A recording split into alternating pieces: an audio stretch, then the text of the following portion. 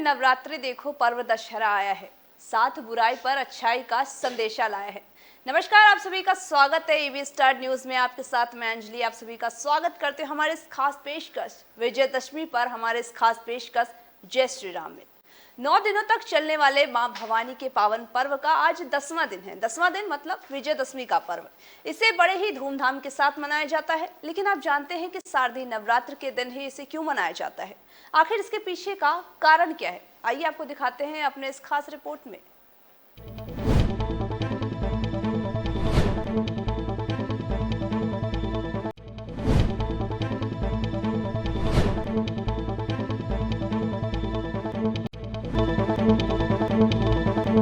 दशहरे को मनाए जाने का कारण ये तो हम सब जानते हैं कि शारदीय नवरात्र की शुरुआत भगवान राम ने समुद्र के किनारे अश्विन माह में मां दुर्गा के नव रूपों की पूजा से की, जिनमें चंडी पूजा सबसे खास थी। मर्यादा पुरुषोत्तम श्री राम ने लंका पर वाणिज्य प्राप्त करने की आकांक्षा को लेकर 9 दिनों तक लगातार शक्ति की पूजा की थी। उनकी पूजा से 9वें दिन मां ने प्रसन्न होकर भगवान राम को विजय का आशीर्वाद दिया। तब जाकर 10वें दिन लंका पहुंचकर उन्होंने रावण का वध किया। मान्यता है कि तब से ही नवरात्रि पूजन के बाद 10वें दिन असत्य पर सत्य की जीत का पर्व विजयदशमी मनाया जाने लगा।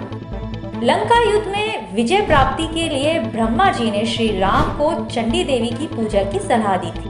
उन्होंने भगवान श्री राम से कहा कि चंडी देवी के पूजन के लिए दुर्लभ 108 नील कमल का प्रयोग करें। वहीं दूसरी ओर रावण ने भी अमृतत्व प्राप्ति और चंडी मां की पूजा के लिए यज्ञ और पाठ का आयोजन किया। रावण को जब पता चला कि भगवान श्री राम भी चंडी यज्ञ कर रहे हैं, तो उसने अपनी माया से भगवान श्री राम की पूजा में शामिल होने वाले नील कमल में से एक नील कमल गायब कर दिया। ये बात जब भगवान श्री राम को पता चली तो भगवान को याद आया कि उन्हें भी तो लोग कमल नयन नवकच लोचन कहते हैं, और ऐसा स्मरण कर उन्होंने अपने नयन को निकालने के लिए तलवार निकाल ली। तभी माता चंडी वहां प्रकट हुई और कहा कि वह उनकी भक्ति से प्रसन्न हुई हैं और उन्हें लंका पर विजय का आशीर्वाद दे दिया।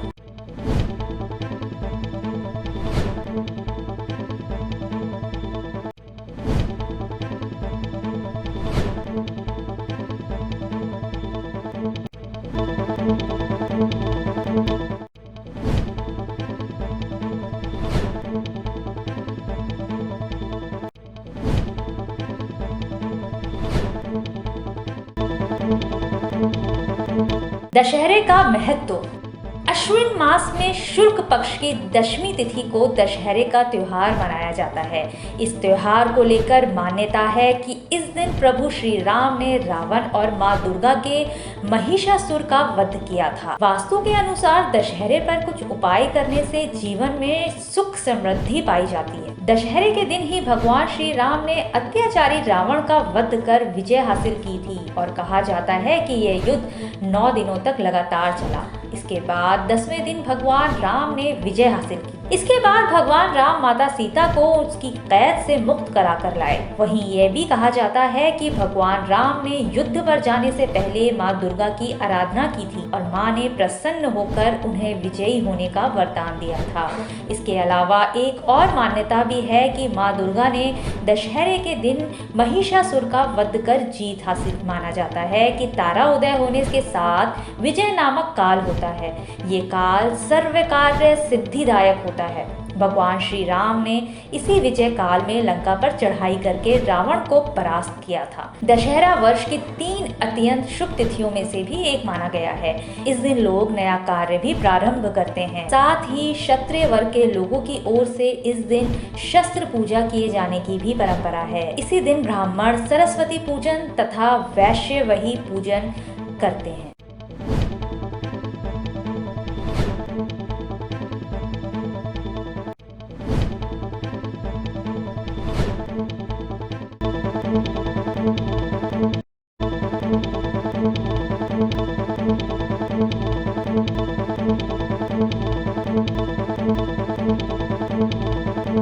आधा राक्षस और आधा ब्राह्मण था रावण। रावण आधा राक्षस और आधा ब्राह्मण था। ये पिता ब्राह्मण और माता राक्षसी थी। रावण के पिता विश्वश्रवा मुनि थे तो माता कैकसी राक्षसी। रावण नहीं था असली नाम। आप जिस रावण को जानते हैं उसका असली नाम रावण था ही नहीं, बल्कि इनका जन्म से ही नाम दशानन था, जिसका मतलब है 10 सर वाला। रावण कैलाश पर्वत को अपनी जगह से हटाने का प्रयास कर रहा था। तब भगवान शिव ने अपने पैर से कैलाश को दबा दिया। इस वजह से रावण के दोनों हाथ कुचल गए। लहूलुहान अवस्था में रावण जोर जोर से चिल्लाने लगा। तभी से उसे रावण नाम से जाना जाने लगा। रावण का अर्थ होता है जोर जोर से चिल्लाने वाला। तभी से रावण ने शिव भक्ति शुरू कर दी और शिव तांडव स्तोत्र की रचना की। राम सेतु के निर्माण में रावण ने निभाई थी पुरोहित की भूमिका। राम सेतु के निर्माण के समय रावण ने ही पुरोहित की भूमिका निभाई थी। राम सेतु निर्माण के चलते जब कोई पुरोहित नहीं मिला तो रावण ने खुद पुरोहित बनकर पूजा की थी।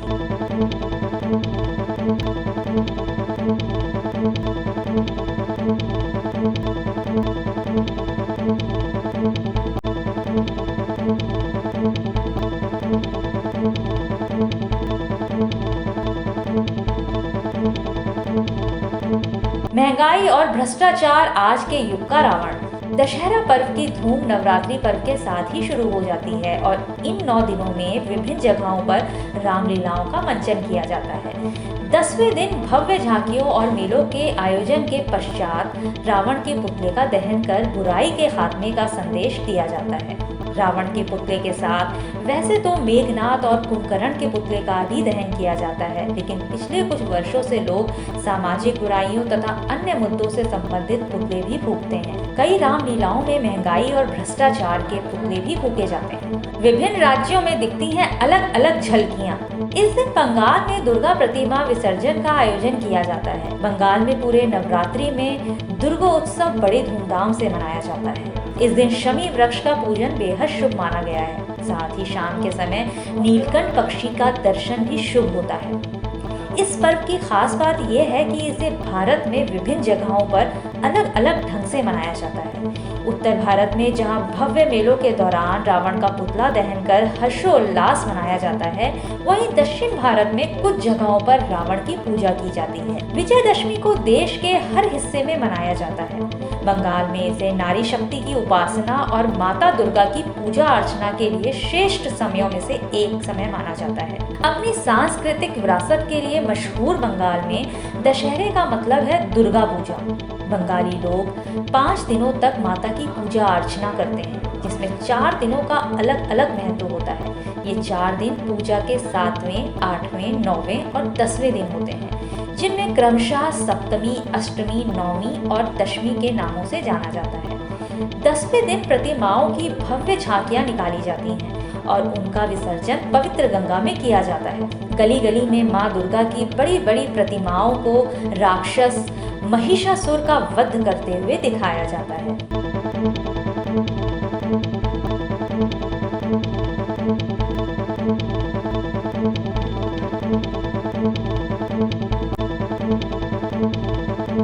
असत्य पर सत्य के विजय। आज हर तरफ फैले भ्रष्टाचार और अन्याय रूपी अंधकार को देखकर मन में हमेशा उस उजाले की चाह रहती है जो इस अंधकार को मिटाए। कहीं से भी कोई आस न मिलने के बाद हमें हमारी संस्कृति के ही कुछ पन्नों से आगे बढ़ने की उम्मीद मिलती है। हम सब ने रामायण को किसी न किसी रूप में सुना, देखा और पढ़ा ही होगा। रामायण हमें ये सीख देती है कि चाहे असत्य और बुरी ताकतें कितनी भी ज्यादा क्यों ना हो जाएं, पर अच्छाई के सामने उसका वजूद एक ना एक दिन मिट ही जाता है। अंधकार के इस मार से मानव ही नहीं, भगवान भी पीड़ित हो चुके हैं, लेकिन सच और अच्छाई ने हमेशा सही व्यक्ति का साथ दिया है। अश्विन मास के शुक्ल पक्ष की 10वीं तिथि को दशहरे का आयोजन होता है।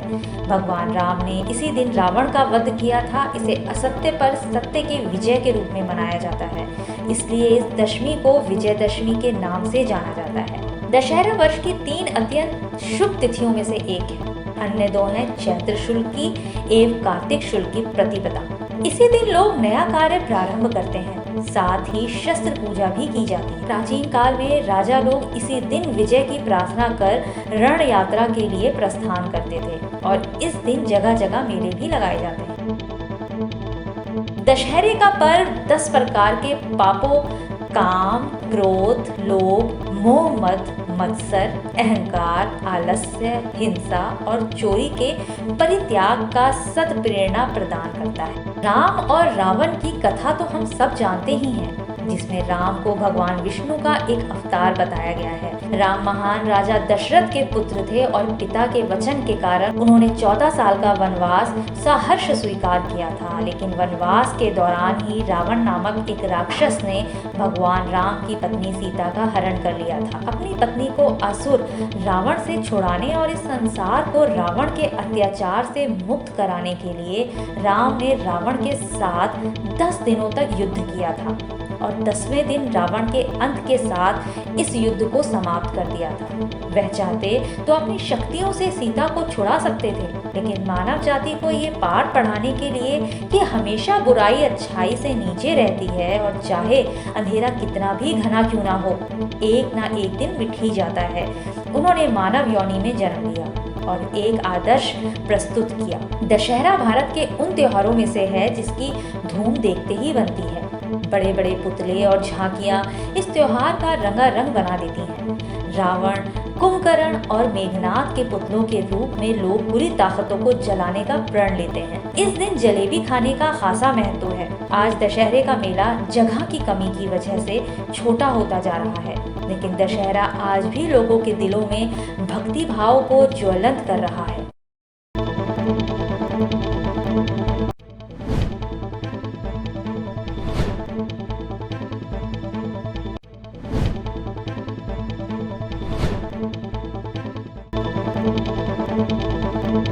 राम ने रावण का वध किया, अहंकार का वध किया, असत्य का वध किया, सत्य जीता। लेकिन सत्य को विजयी बनाने से पहले भगवान राम को उस दौर से गुजरना पड़ा था। कई मुश्किलों, बाधाओं का सामना करना पड़ा, उन्हें अपना सब कुछ त्यागना पड़ा। इसलिए दशहरा पर्व के पावन अवसर पर जब हम राम को याद करते हैं और राम रावण के संघर्ष को याद करते हैं, तो हमें ये सोचना ही चाहिए कि आखिर राम ने सत्य की खातिर कितनी चुनौतियों को स्वीकार किया, कितना कुछ खोया, कितने कष्ट सहे, लेकिन सत्य के पथ पर चलते हुए वह उन चुनौतियों को हंसते हंसते स्वीकार करते गए।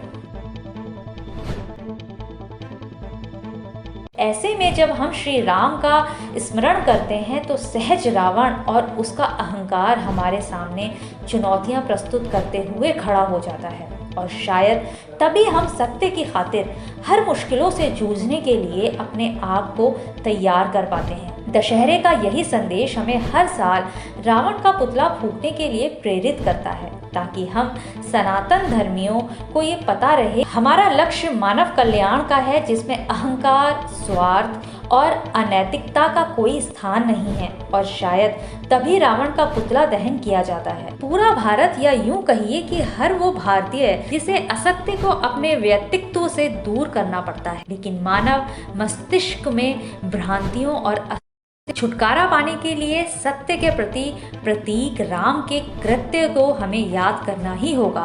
हमारे सामने लक्ष्य है विजय का, उस विजय का जिसमें वर्तमान मानव समाज के सामने वे सारी चुनौतियां हैं जो रावण और उसकी बनाई हुई व्यवस्था में से थीं। लेकिन वो ज़्यादा दिन तक टिक नहीं सका, क्योंकि जिस रास्ते पर रावण चल रहा था उसका आधार ही कमज़ोर था। और शायद यही कारण था कि विद्वान होने के बावजूद अहंकार ने उसे बहुत घमंडी भी बना दिया था। रावण ये समझ ही नहीं सका कि राम को चुनौती देने के लिए सीता के हरण में वो ना सिर्फ अपने वंश के लिए बल्कि सोने की लंका को खत्म करने की ओर बढ़ चुका है। और जब तक वो कुछ समझ पाता तब तक लंका का विनाश हो चुका था। यही वो शिक्षा है जो हम सबको लेनी ही चाहिए कि अगर हम स्वयं को मजबूत करें और सत्य के पथ पर आगे बढ़ते रहें तो निश्चित ही जीत हमारी होगी।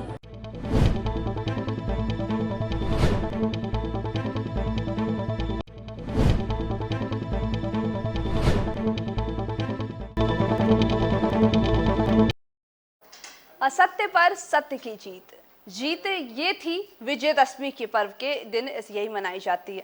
आज के हमारे इस खास पेशकश में बस इतना ही। आप लोग भी दशहरा मनाइए। विजयदशमी के पर्व की आप सभी को हार्दिक शुभकामनाएं और देखते रहिए तमाम बड़ी खबरों और तमाम अपडेट्स के लिए एबी स्टार न्यूज़।